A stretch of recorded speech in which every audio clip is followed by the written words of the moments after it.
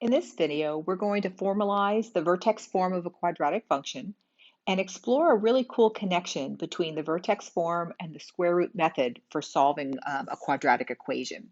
Now, one thing I just want to highlight before we get started is just to remind you that f of x and y mean the same thing.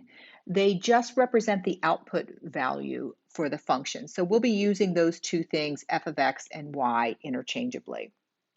All right, so let's get started.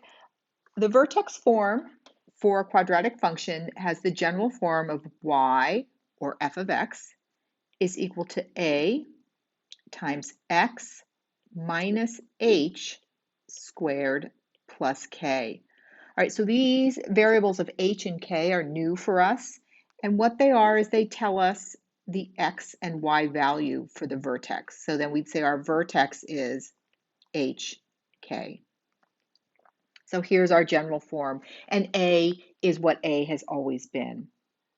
Let's look at a couple of examples. If I gave you the quadratic function y is equal to negative 2 times x minus 3 squared plus 5, the vertex form is so powerful because we see right away that our vertex is positive 3, 5. We can also go the other direction. Let's say I tell you the vertex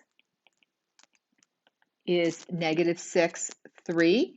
And let's also say our A is just simply 1.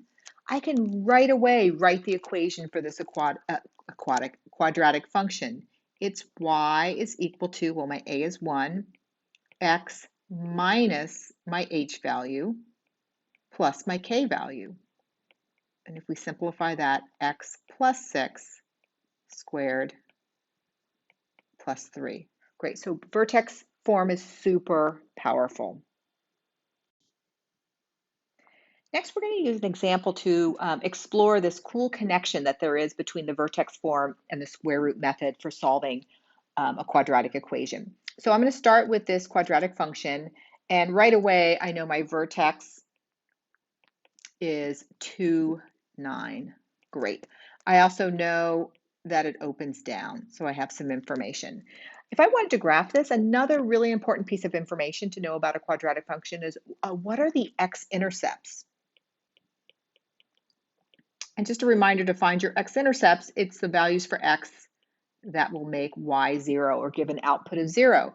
So we can substitute 0 for y, and we have this equation to solve.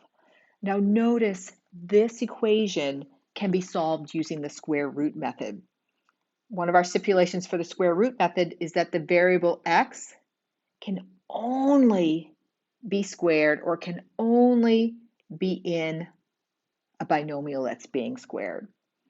So vertex method, super easy to find the x-intercepts because we can just use the square root method. I'm going to subtract 9 from both sides.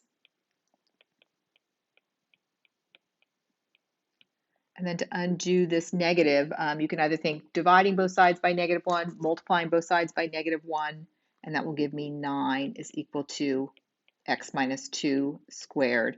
Take the square root of both sides, plus or minus the square root of 9 is equal to x minus 2, or plus or minus 3 is equal to x minus 2. Finally, I'm going to add 2 to both sides to get 2 plus or minus 3 is equal to x. Now I want to show you another really cool connection. If we come up to our vertex, remember the axis of symmetry is going to be the vertical line that goes through the x-coordinate of the vertex. So I'm going to draw in that axis of symmetry. Notice that's 2. And if we go positive 3 units or negative 3 units, we get our 2 x-intercepts. So x will equal 5 or x will equal negative 1. So there are 2 x-intercepts. So this is a nice thing that really emphasizes how the axis of symmetry relates to the 2 x-intercepts. And we could go on to finish graphing this. Let's actually just add a few things. We know our vertex is 2, 9.